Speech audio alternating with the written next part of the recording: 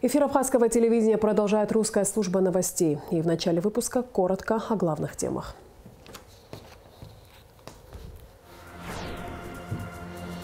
Самая кровопролитная операция, которая стала залогом будущей победы. В Абхазии отмечают 30-ю годовщину мартовской наступательной операции.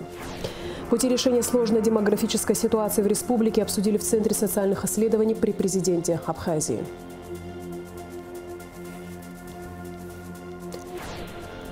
Абхазия и Крым подписали протокол о намерениях в сфере курортов и туризма.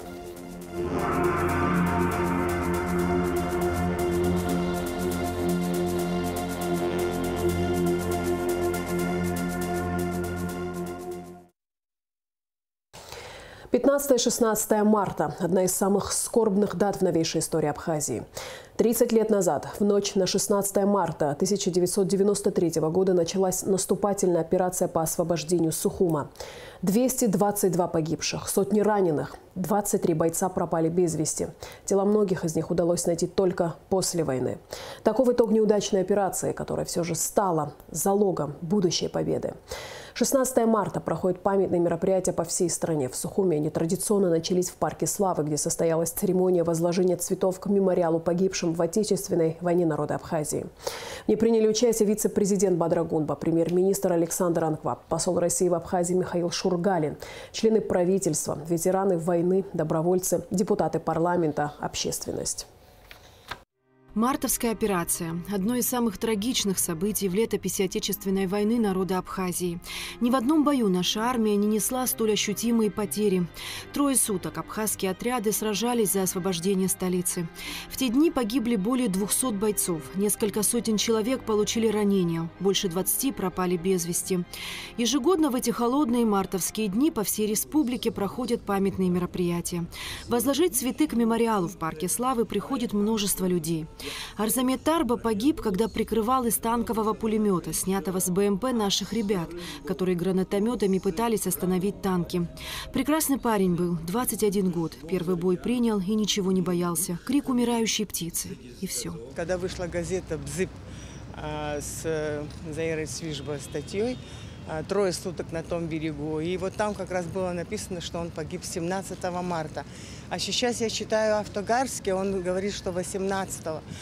То есть они вот держались до последнего на посту по Сухума, вот там от Чадара, где у Зеленого дома. Но эти дни, конечно, очень тяжелые для всех. Это была такая попытка освобождения города, очень неудачная, очень тяжелая для родителей, для всех. Но она, наверное, как-то определила, что дальше нам нельзя оставаться и надо освобождать город во что бы то ни стало, чтобы с почестями похоронить наших детей. Что, собственно говоря, сделали. Отомстили.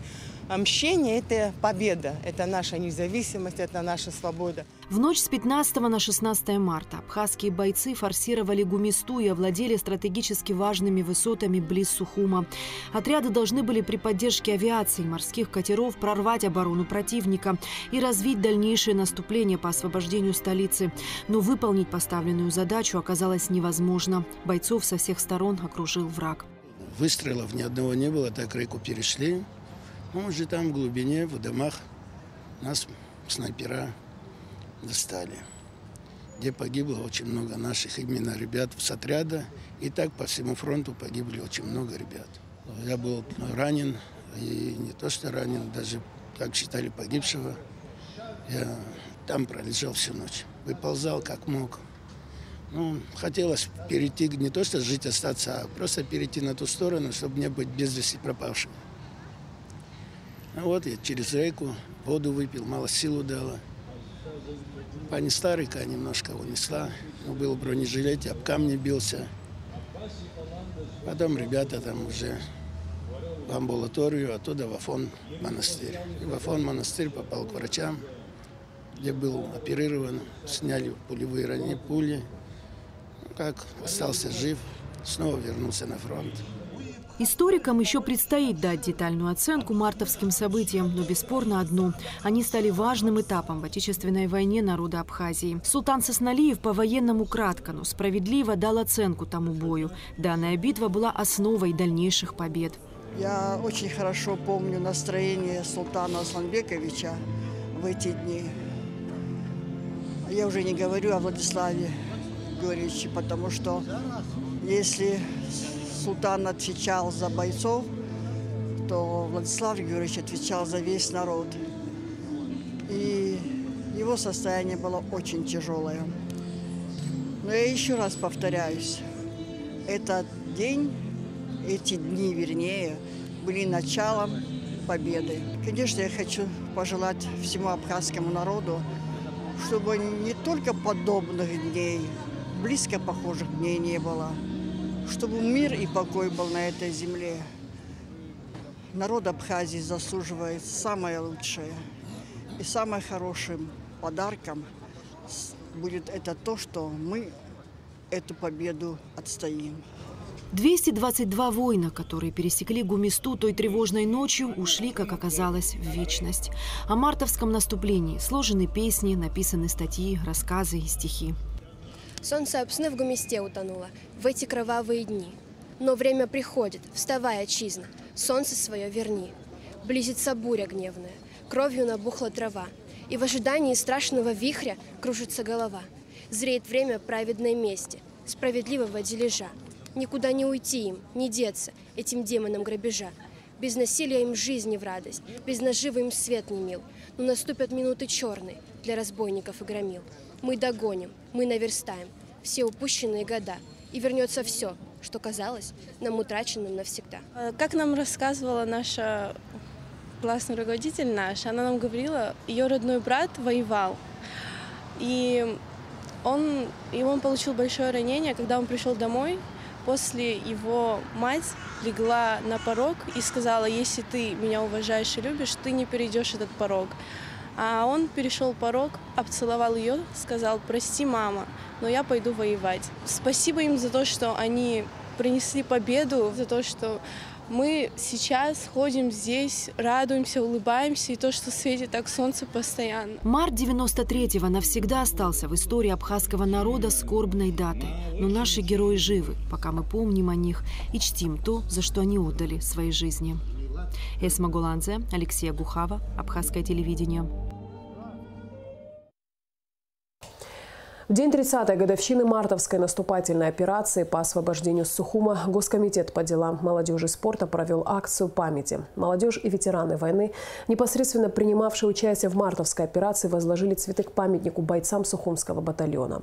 Затем участники акции пешком направились к мемориальному комплексу первого президента Абхазии Владислава Ардзенба, чтобы почтить его память и возложить цветы к могиле.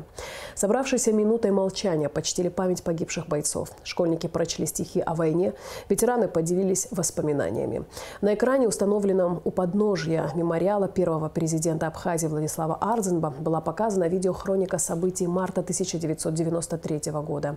В память о погибших бойцах в небо запустили 222 зажженных фонарика и зажгли свечи, выложенные цифрой 222 по количеству бойцов, погибших в мартовском наступлении.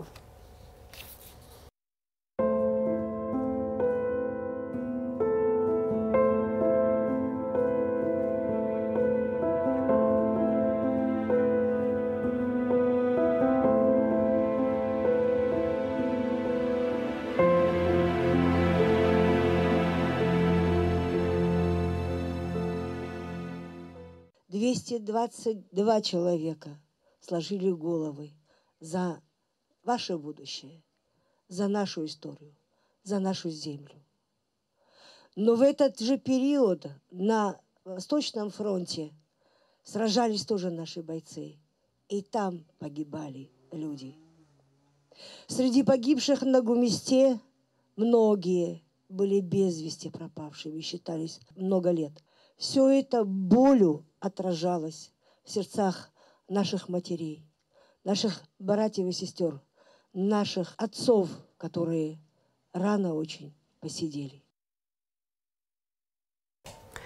Как готовилось мартовское наступление? Почему абхазской армии не удалось выполнить поставленные задачи? Что происходило после неудавшейся попытки освобождения столицы? В нашей сегодняшней программе смотрите передачу «Гугуцы в Ардане. Гумиста. 30 лет спустя». Надежды были большие, конечно, на успех этой операции. Вот в январе месяце у нас была неудачная там наступательная операция. Она не такого масштаба была, как в марте месяце, но была тоже неблагополучно завершена для нас. И мы, казалось, извлекли опыт из того, что произошло тогда. И мне кажется все-таки, что сама операция, она подготовлена была неплохо, но исполнена была она недостаточно успешно и хорошо. Но здесь можно понять, конечно, любая армия, она формируется в процессе войны, приобретение боевого опыта необходимо для успешных боевых операций. Этого было недостаточно, конечно. Поэтому подготовка военного состава и особенно командиров была недостаточна для того, чтобы осуществить такую масштабную операцию в это время. Президент Аслан Бжаня решил перейти на самоизоляцию во вторник, 14 марта, после проявления симптомов недомогания, сообщает пресс-служба главы государства. Экспресс-тестирование на антиген COVID-19 показало положительный результат. Также проведено лабораторное ПЦР-тестирование для определения наличия инфекции с высокой точностью. В настоящее время ожидаются результаты. В целях недопущения распространения инфекции Аслан Бжаня принял решение перейти на самоизоляцию до получения результатов точного лабораторного тестирования. К другим темам. Смертность в Абхазии впервые превысила рождаемость. Центр стратегических исследований провел круглый стол, посвященный проблемам демографии. Ряд экспертов высказали мнение о сложившейся в республике ситуации и предложили концепции развития демографической политики. В обсуждении, которое модерировал директор ЦСИ, доктор филологических наук Вячеслав Чирикба, участвовали представитель Минздрава Беслан Кация, заведующая родильным отделением республиканской больницы Белла Пилия, председатель Госкомитета по репатриации Вадим Харази, представители миграционной службы и АГУ. В работе круглого стола принимала участие наша съемочная группа. Репортаж Рады Чачава. Модератор встречи, директор ЦСИ Вячеслав Чирикба, открывая круглый стол, отметил, что на данный момент существует необходимость решения важнейшей демографической проблемы. Эпидемия COVID-19 крайне отрицательно сказалась на всем обществе, и уровень смертности населения впервые превысил уровень рождаемости. Можно выделить 5 угроз, которые негативно влияют на динамику народонаселения нашей страны. Первый – это уровень жизнеобеспечения. Слабый уровень медицинских услуг, в результате чего приходится возить тяжелых больных в Россию или в Грузию. Высокий уровень смертности, связанный с последствиями эпидемии COVID-19. Высокая смертность от несчастных случаев, особенно дорожно-транспортных происшествий, от которых в основном страдает титульная нация. Другой угрозой является интенсификация миграционных процессов. Во-первых, это миграция традиционно сельского населения из села в города и принятие ими городского образа жизни, что влечет за собой резкое снижение рождаемости. Другим еще более серьезным фактором является непрекращающаяся, а последние годы, особенно в связи с ситуацией на Украине, усилившаяся миграция в Абхазию неместного населения. В своем докладе директор Центра стратегических исследований указал на проблему неконтролируемой миграции, отмечая, что миграцию неместного населения, оседающего впоследствии в Абхазии, нельзя игнорировать. Наше общество стоит перед дилеммой. С одной стороны, необходимо запустить процесс бурного экономического роста, что хорошо для экономики и что позволит существенно поднять экономическое положение населения. Однако это же неизбежно приведет к необходимости приглашения в Абхазию десятков тысяч обслуживающего персонала извне, большая часть которого постарается в Абхазии остаться еще вместе с семьями.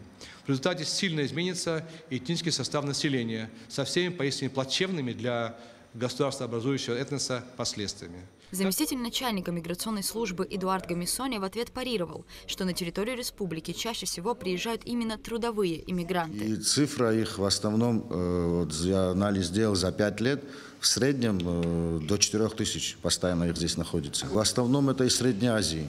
И Российская Федерация. С Российской Федерацией тоже приезжают, на заработки уезжают. Вячеслав Чирикба также подчеркнул, что существует 2 способа выхода из сложившейся ситуации. Интенсивный, то есть решение проблемы путем повышения рождаемости, и экстенсивный – увеличение миграционного населения. Вячеслав Чирикба отметил, что политика репатриации чрезвычайно важна. Он предложил выработать меры улучшения демографической ситуации. выработать концепцию демографической политики Республики Абхазия. Вторая мера – принятие на основе концепции демографической политики Абхазии государственной демографической программы, призванной разработать конкретные меры по существенному улучшению демографической ситуации в Абхазии. Кроме того, необходимо осуществление грамотной пропаганды многодетных семей в прессе, на телевидении, разъяснение насущной важности для нашего общества повышения рождаемости. Необходимо выплата ежедневных пособий роженицам для покрытия расходов в роддоме. Осуществление материальной помощи молодым семьям, начиная со второго ребенка в виде ежемесячных субсидий. И последнее, что я предлагаю, принять закон Республики Абхазия о демографической безопасности Республики Абхазия, регулирующий процессы в этой области. Сотрудница отдела языковой политики ЦСИ Астанда Хашба в свою очередь отметила, что современная миграционная проблема Абхазии корнями уходит в историческое прошлое и связана с восстановлением демографической базы генофонда народа.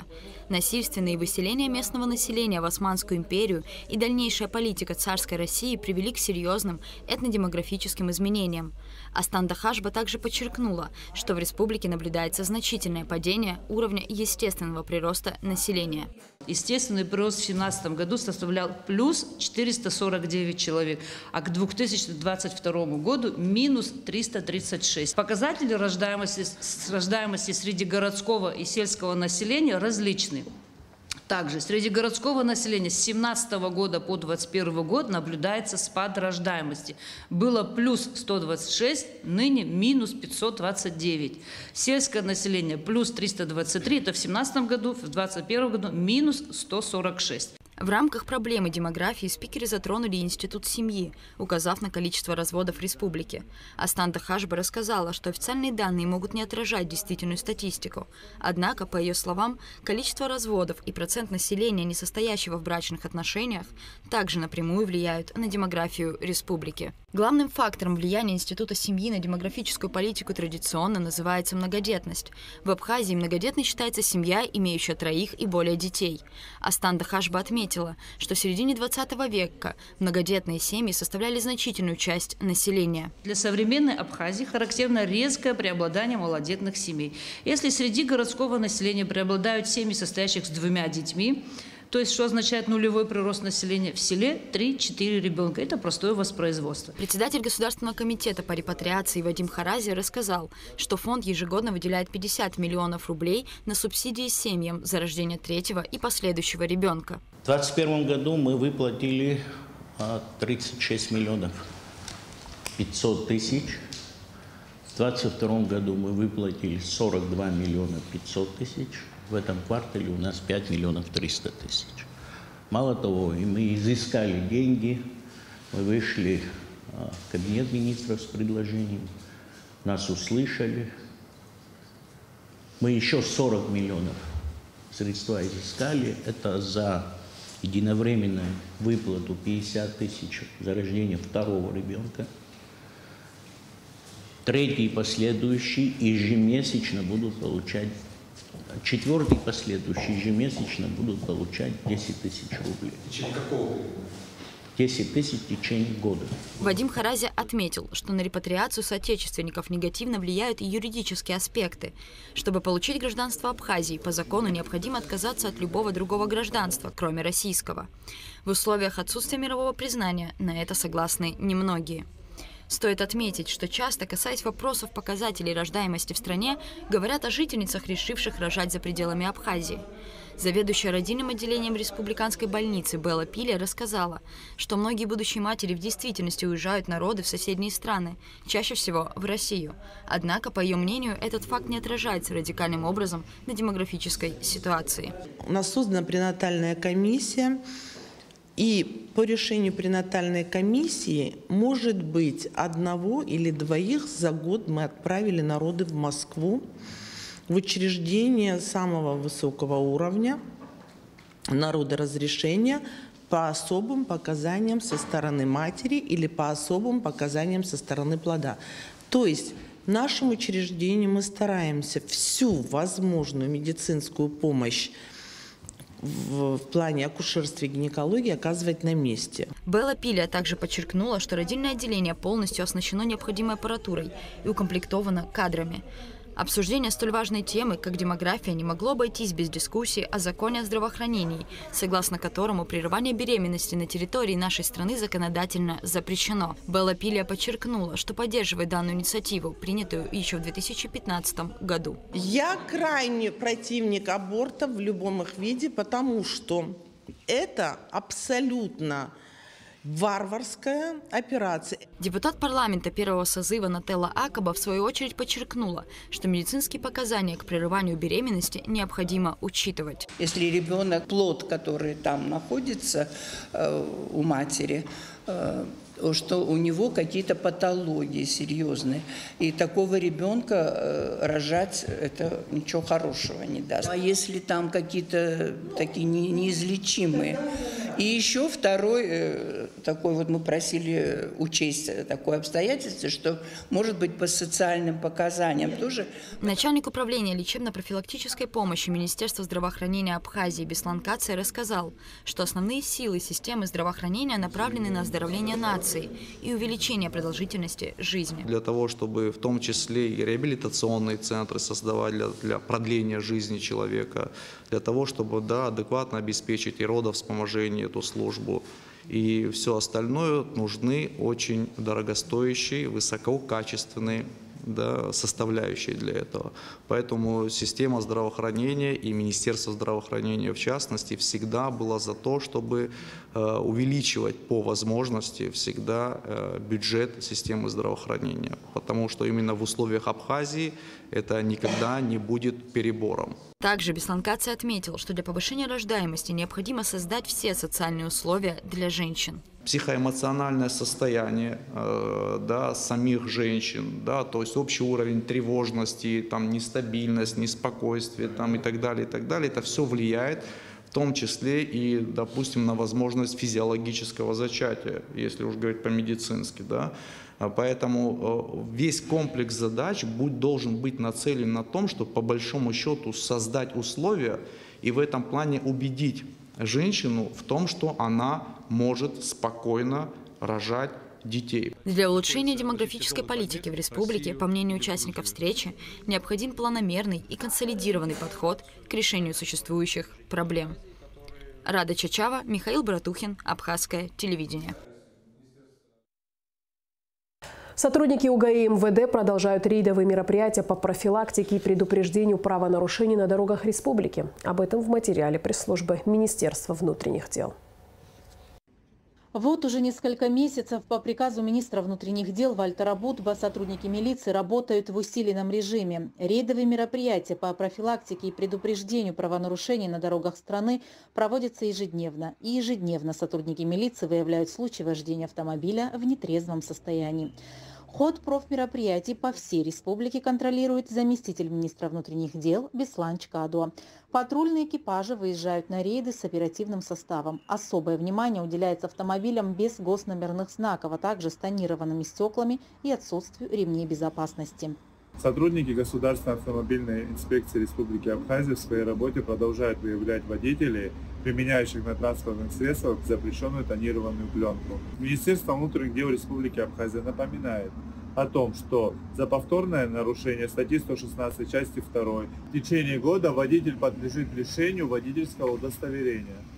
По-прежнему сотрудники выявляют водителей, управляющих автомобилями в нетрезвом состоянии. Правоохранители надеются, что разработанный ими проект закона по ужесточению штрафов за вождение в нетрезвом состоянии поможет в еще более короткие сроки повлиять на улучшение дорожной ситуации и снижение числа ДТП в стране. Кроме того, сотрудники милиции напоминают о важности пристегивания ремней безопасности. Государственная автомобильная инспекция Республики Абхазия обращает внимание водителей, управляющих транспортными средствами, на необходимость пристегивать ремни безопасности при осуществлении движения, так как эта мера позволяет спасти жизни при возникновении дорожно-транспортных происшествий. Так, сотрудниками Государственной автомобильной инспекции Министерства внутренних дел за прошедший месяц было привлечено к административной ответственности 350 водителей транспортных средств в соответствии со статьей 117 частью 1 Административного кодекса Республики Абхазия. Итоги рейдовых мероприятий 15 марта с применением ротации таковы. В ходе проведения профилактических мероприятий в городах и районах Республики Абхазия сотрудниками Государственной автомобильной инспекции было выявлено 374 административных правонарушения, по которым составлены административные протоколы. Из них 33 протокола за вождение транспортным средством в состоянии алкогольного и наркотического опьянения и 19 протоколов за применение тонированной пленки на транспортном средстве. Рейдовые мероприятия сотрудники милиции продолжат далее. Основной целью подобных профмероприятий является снижение количества ДТП, минимизация нарушений ПДД и обеспечение безопасности всех участников дорожного движения. Задержан гражданин Узбекистана, подозреваемый в незаконном приобретении, хранении и сбыте наркотических средств путем так называемых тайных закладок на территории Абхазии. Изъято наркотическое средство в особо крупном размере. Подробнее в оперативной сводке МВД. Сотрудниками УКОН МВД Абхазии задержан подозреваемый в незаконном приобретении, хранении и сбыте наркотических средств путем так называемых тайных закладок на территории Республики Абхазия. Им оказался гражданин Узбекистана Локтев Данил Николаевич, 2001 года рождения. При личном досмотре у задержанного в правом переднем кармане носимых спортивных брюк была обнаружена пачка с 12 заизолированными черными свертками, содержащимся в них кристаллообразным веществом белого цвета. Что является содержимое свертка, который мы... Сверток, содержимое наркотического вещества. А зачем оно вам нужно, данный наркотик вам нужен? С какой целью? Мне дают, я их просто закладываю. Вы данное наркотическое вещество где приобрели? В Москве. В Москве приобрели? Да. И сюда и везли на человек там положил закладку, я тоже там ее поднял. То есть вы приобрели на территории Российской Федерации и везли на территорию Республики Абхазия с целью его сбыта, правильно? Да. Согласно справке эксперта, представленное на исследование вещество является наркотическим средством метадон. Мы обращаем внимание, обнаружили электронные весы. Можете пояснить, пожалуйста, всем участникам процесса? Весы вам для чего? Взвешивается. Что именно? Наркотическое вещество. Вы с помощью них взвешивали, правильно? Да. Именно этих весов? Да. А изолента? Их просто обматывал. Изолировать? Да, изолировать. Это изолентой? Да, это изолентой. В ходе проведения обследования местности по улице Папаскир в районе Сухумского фуникулера с участием самого задержанного были обнаружены полиэтиленовые свертки, обмотанные изолентой черного цвета с содержащимся в них кристаллообразным белым веществом. Поясните, пожалуйста, что за сверток, что в нем находится? В свертке находится наркотическое вещество. После производства данной тайной закладки, что дальше было? Что вы делали? Вот вы ее заложили. Дальше что? Я делал фото с координатами и отправлял куратору своему. Куратору. А как? Через какое приложение? Через приложение Telegram. Туда ему отправлял. Псевдоним куратора? Гути. Гути. За одну сделанную тайную закладку денежное вознаграждение вы получали? Да, в размере 1000 рублей. 1000 рублей. В ходе разработки оперативной информации сотрудниками УКОН МВД установлено, что наркотик в Абхазии реализуется по так называемому наркоканалу Визи, и все оперативно-розыскные мероприятия были направлены на пресечение распространения наркотических средств на территории республики. В деяниях гражданина Локтева усматриваются признаки состава преступления, предусмотренного пунктом В части 3 статьи 224 Уголовного кодекса Республики Абхазия, а именно незаконные приобретения, хранение, перевозка с целью сбыта, а равно сбыт наркотических средств в особо крупном размере. Данил Локтев заключен под стражу. Уголовное дело, возбужденное в отношении последнего, расследует следственный отдел УВД по городу Сухум. Министерство туризма Абхазии и Министерство курортов и туризма Крыма подписали соглашение о намерениях. Согласно документу, Абхазия и Крым выразили намерение развивать долгосрочные связи в сфере курортов и туризма. Договорились о создании благоприятных условий для развития двусторонних связей, а также об обмене делегациями и информацией об организации совместных ярмарок и выставок, которые будут проводиться как в Абхазии, так и в Крыму. Делегация Абхазии во главе с министром туризма Тимуразом Хишба принимает участие в 29-й международной выставке туризма и индустрии гостеприимства МИД-2023. В составе делегации представители различных компаний, туроператоров, профсоюза экскурсоводов и трансфера Абхазии. Наша страна представила свою продукцию на стенде в виде гагарской колоннады, является одной из самых известных достопримечательностей не только Гагры, но и республики. В этом году на МИД-2023 свой туристический потенциал представляют 57 российских регионов и 24 страны. Абхазия в списке лидеров направлений в летнем сезоне текущего года, сообщает РИА Новости со ссылкой на исполнительного директора Ассоциации туроператоров России. По данным главы АТОР, Россия и Турция на первом месте, причем ожидается, что внутренние направления опередят турецкие курорты. В лидерах на лето также Объединенные Арабские Эмираты и Египет. Среди внутрироссийских направлений наиболее бронируемы Сочи, Анапа и Геленджик, Кавказские минеральные воды, Северный Кавказ и Калининград. С 29 апреля возобновит движение туристический ретро-поезд «Сочи», который будет отправляться из Туапсе, останавливаться в Сочи и прибывать в Гагру, сообщает сайт РЖД. Состав станет курсировать до ноябрьских праздников ежедневно, кроме вторников. По средам отправление в Абхазию запланировано от железнодорожного вокзала Сочи, а не из Туапсе. Дизайн вагонов ретро-поезда выполнен в стилистике 80-х годов прошлого века. При этом начинка состава полностью соответствует современным требованиям комфорта в пути следования. 17 марта в Абхазской государственной филармонии состоится закрытие Дней культуры Чеченской Республики. Завершатся Дни культуры Чечни концертом Государственного академического ансамбля народного танца «Войнах». Начало в 18 часов. Вход свободный. И в завершении выпуска информация о погоде.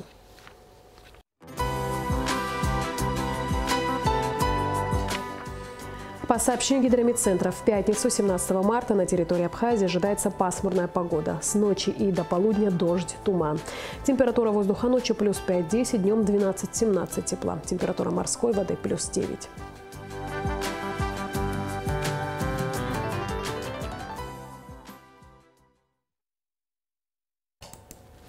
На этом наш выпуск завершен. Я с вами прощаюсь, а абхазское телевидение продолжает свою работу.